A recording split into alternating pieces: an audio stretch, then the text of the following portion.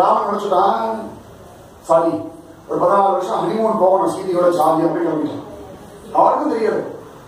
சத்தியமா அடுத்த நாள் காதல ராமன் காட்டுக்கு போறான்னு ராமனை தவிர யாருக்கும் தெரியாது. பகவான் அவ்வளவு பிளான் பண்ணி வச்சிருக்கான். அதனால ஆண்டாள் சொல்றா, நீ தீர்மானம் பண்ணு. பூனைக்குட்டி மாதிரி எங்க வச்சான், எப்படி வச்சான், இது வரைக்கும் அவங்க வாழ்க்கை நடந்த எல்லாம் நன்மை. கெடுதல் நடக்கல, நன்னா நினைச்சோம்.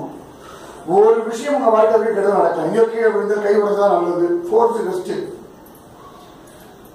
கை உடஞ்சது, இல்லாட்டி உடம்பு முடியல, இல்லாட்டி படுத்து படிக்க இருக்கும், ஏதோ பிராக்சரா எடுத்து ஏதோ ஒண்ணு, அவ எல்லாம் நம்மள பார்க்க வருவா.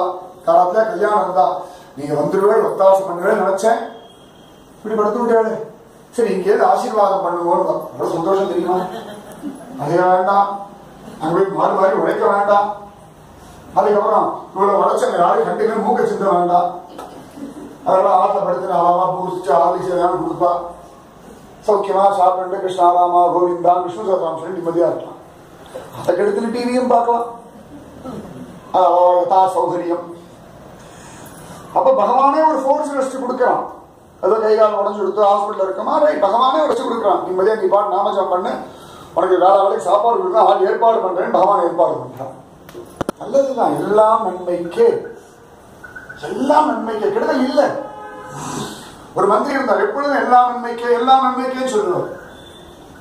அந்த ராஜா கிட்ட பண்ணிட்டே இருந்தார். ஒரு சந்தர்ப்பத்துல ராஜாவும் தளபதியும் வாழ் பயிற்சி பண்ணிட்டு இருந்தா, அப்ப திடீர்னு பார்த்தா டக்குன்னு தளபதியோட கத்தி வந்து வெட்டி ராஜாவோட கட்டவள் துண்டா கீழே விழுந்துடுச்சு. மந்திரி வந்தா ராஜா கிட்ட சொன்னாங்க, எல்லாம் நன்மைக்கே. ராஜாவுக்கு வந்தது கோபம், என் கட்டவள் போனா உனக்கு நன்மையா அப்படின்னு சொல்லி ஜெயில அடைக்க சொல்லிட்டார். இவர் சொன்ன அதுக்கும் எல்லாம் நன்மைக்கே. இவர் மட்டும் ஜெயில அடைச்சாச்சு, எல்லாம் நன்மைக்கே. கொஞ்ச நாள் கழிச்சு ராஜா காட்டுக்கு போறான் வேட்டையாட. அங்க எங்கேயோ மாட்டிட்டான். கடைசியில ஒரு காட்டுவாசி கூட்டத்துக்கிட்ட மாட்டிட்டான். அவள் அடைச்சுட்டா. இவன் பேசுற பாஷை அவளுக்கு புரியல, அவ பேசுற பாஷை இவனுக்கு புரியல. எல்லாம் இவனோட கண்ட்ரோல் இருக்கிற ஆசையம் தான். வேணுமோ சொல்ல ஒன்றும் நடக்கல, அவனுக்கு ஒன்றும் புரியல. கடைசியில உட்காந்து நன்னா குளிப்பாட்டி என்ன சொன்ன அலங்காரம் நான் தெரிஞ்சு போயிட்டு நரவழி கொடுக்க போறான்னு தெரிஞ்சு போயிட்டு அவர் நினைச்சா, இந்த மந்திரி எப்ப பார்த்தாலும் எல்லா நன்மைக்கே எல்லா நன்மைக்கே சொல்லுவாரு. என்ன பெரிய நன்மையில இருக்கு, ஒரு நன்மையும் கிடையாது. கடைசியில் தனியா மாட்டின்னு இருக்கேன், ஒத்தாசை ஆள் இல்லை அப்படி.